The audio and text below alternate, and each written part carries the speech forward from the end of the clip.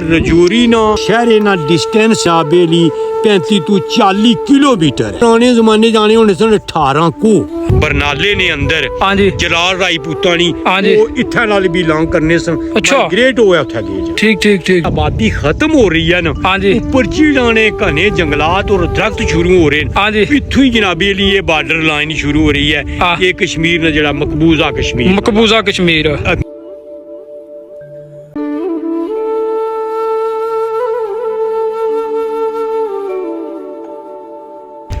अच्छा मास्टर जी मिगी हूँ इस जगह का भी तारफ करवाओ तो माशाल्लाह देख रहे हैं कि आबादी आबादी और खूबसूरती के लिहाज नाल अल्फाज बयान करना मुश्किल है जितनी आबादी अस इतने तकने पे हाँ इस इलाके ना असा तारफ करवाओ हाँ आप जिस जगह पर मुकाम पर खलोते हैं हाँ जी सामने जनाब सोना वैली है ए सोना वैली आ गई सोना वैली दुमली पैल और डिंगा ढालना तारफ एक पहली वीडियो च कर चुके हैं बिल्कुल सोना भी हो गया जी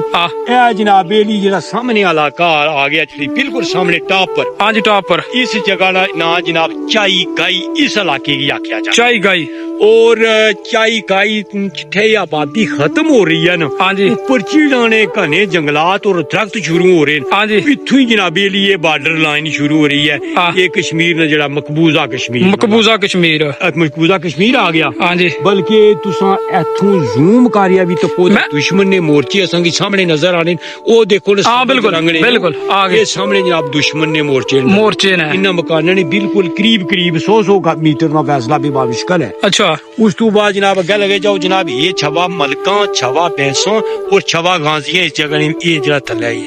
ठीक ठीक अगे जनाब वो जो सामने जनाब को कोई पोस्टर लगे इस जगह की जनाब नाल जी शमाल की तरफ जगह की इसी आख्या जाना लमिया पट्टी और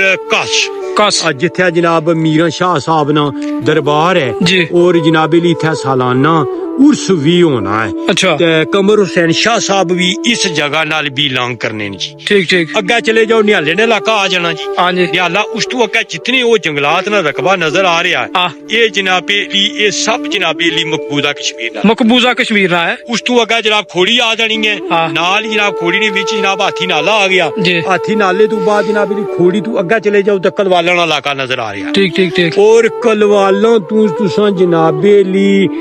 अपना मगरब वाली साइड तुसाओ जनाबी रीत उथे विच जनाब एक पोस्टर नजर आ रहा नाल किला मंगल देई है किला मंगल देई जेड़ी अपना जेड़ी अक्सरियत है ना जो अपना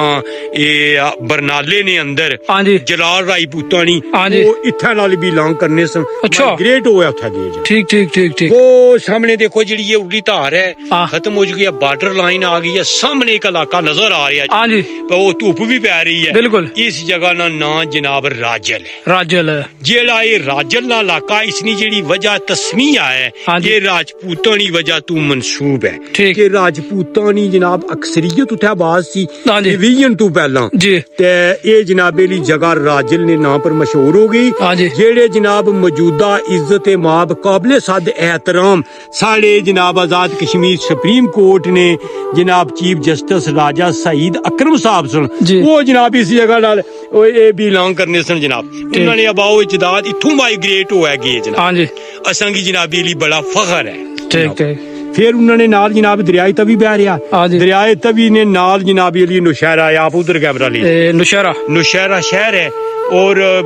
जनाबे ली बहुत बड़ा शहर है कि डिवीजन टू पहले भी उस शहर की एक इम्तियाजी हैसियत हासिल सी शहरा शहर तू वो मशहूर सी ते लिहाजा जनाब उसने नाल फिर छोटे छोटे कस्बे होने फिर अगर चौकी अंडलांगी ते इत्थे जनाबे अली आ जाना जनाबे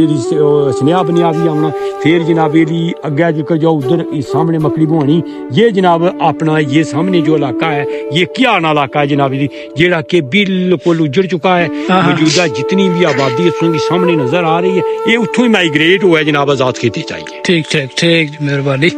सामने जाओ सामने जेडे ओ पाले आखर वाले पहाड़ उन्होंने जनाब धूप पै रही है उस तू जनाबे लिए रजौरी वाले पहाड़ उस बैक साइड पर रजौरी है जनाब जेड़ा रजौरी ना और नौशहरे ना डिस्टेंस है फैसला है ये तकरीबन जनाबे ली 35 ਤੋਂ 40 किलोमीटर है अच्छा पुराने जमाने जाने होने सन 18 को ਹਾਂ ਉਹਦੇ ਦਾ ਮੀਲੀ ਨਾਲ ਕੋ ਹੋਣਾ ਜਿਹੜਾ ਮੀਲ ਹੋਣਾ 1 ਕਿਲੋਮੀਟਰ ਨਾਲੋਂ ਬੜਾ ਹੋਣਾ ਹਾਂਜੀ ਚਲੋ ਜੀ ਦਰਬ ਦੇ ਹੈ ਜਨਾਬ ਅਲੀ ਕਲਕੁੱਲਾ ਕਾਢੀ ਹੈ ਜਨਾਬ ਅਲੀ ਸਮਝ ਲਓ 35-40 ਕਿਲੋਮੀਟਰ है ਹਾਂਜੀ तो वो सामने जूम कर कैमरा दसो वो धूप पड़ रही है बड़ी उच्ची छोटी नजर आ रही है ਹਾਂਜੀ उस जगह का नाम जनाब पीर बडेसर है ਪੀਰ ਬੜੇਸਰ पीर बडेसर है पीर बडेसर है जनाबे अली ते उस तू जेड़ा ना अपना मगरब वाली साइड ਹਾਂਜੀ वो जनाबे अली आजाद किता है और इधर जनाब मकबूजा है ठीक और पानी ढाल है जेड़ी हाँ। वो इधर जनाबे अली इधर मकबूजा जा जानी है उस तू परली साइड ते जनाब आजाद किता जनाब ठीक हो गया जी ओके जी मेहरबानी